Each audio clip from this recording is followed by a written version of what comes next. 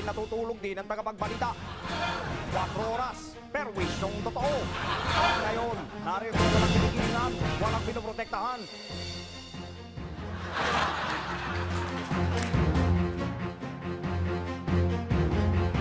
Magandang gabi po sa inyong lahat. Ang aga naman ito. Excuse me po. At sa ulo ng ating mga balita, Pinoy Archbishop muntik nang maging Santo Papa. Pagdiriwang ng mga Pinoy na antala. Sayang po talaga mga kaibigan. Namumuro na po sana si Cebu Archbishop Pedal sa botohan po ng mga kardinal sa Roma. Alam niyo po, nose to nose nga po yung laban. Ika nga sa karera ng kabayo, ilang minuto lang po, lumamang na naging Santo Papa ngayon. Hay nako, sayang talaga. Biro nyo, kung naging Pinoy ang Santo Papa, di sana may extra day off kami para mag-celebrate. Kaso, hindi nga kaya ayan, may pasok pa rin. Tsaka ang lakas namin ngayon sa Santo Papa.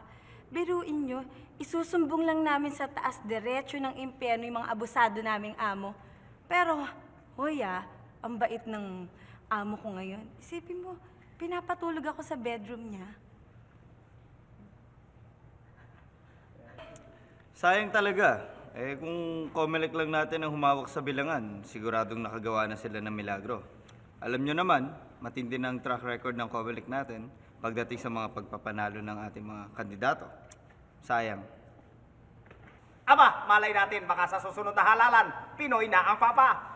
Dumako naman po tayo sa Pinay na walang sinasato. Si Bel Chongko. Bel, pasok! Salamat, Mike. Magandang gabi po, Ito ang inyong kauso, si Bel Chongko, Expanded VAT, ipatutupad na. Pupuntiryahin ang lahat ng mga matataba. Kaya kung ako sa inyo, papayat na kayo.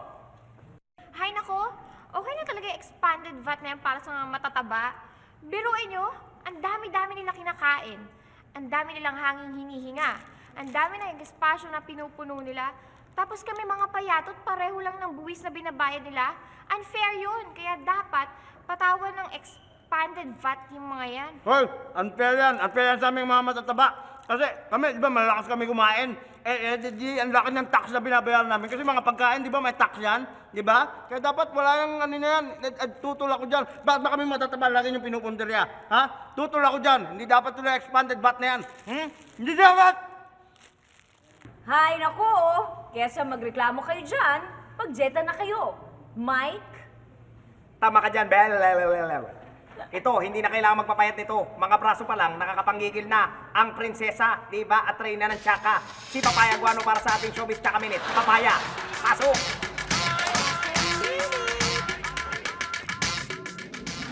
Salamat, Mike. Salamat sa compliment. Meron kang gift sa akin mamaya.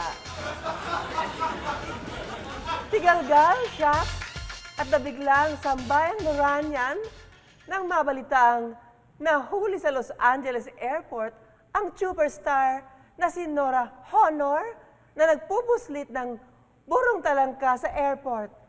Bawal talaga yon. Lalo na kung hindi nakalagay sa lata. Wala akong kasalanan. May dala akong lollipops. Hindi nila sinita. May dala akong roses. Hindi nila sinita. Bakit pinag-iinitan nila ang burong talangkang dala ko? Hindi ba nila alam na masarap ang lollipops, roses at burong talangka? Lollipops and roses and burong talangka? Iuulam sa kanin? Hindi ko yata matuk yun. Mike, back to you, ew! Papaya, yan ay title ng pelikula ni Nora at hindi ulam. Speaking of ulam, aantayin ko ang gifts mo mamaya. At dahil papunta pa lang kayo, ay pabalik na kami. Meron na pong balik tanaw ang 4 oras. Ipinasa sa Kongreso sa araw na ito, 10 taon nang nakakaraan ang batas na nagbabawal ng paninigarilyo sa loob ng jeep. Bunsod ito ng pangyayari kung saan napagkamala ng isang mamang naninigarilyo sa loob ng jeep na ashtray ang kamay ng driver nang abutin nito ang pamasahe ng isang nagbabayad na tuloy sa sapakan at sa unang insidente. At yan po ang pagbabalik tanaw. Diyan po nagwawakas ang 4 oras ngayong gabi, walang tigit-tigan, walang patutunguhan. Ako po ang inyong lingkod na si Michael Riget.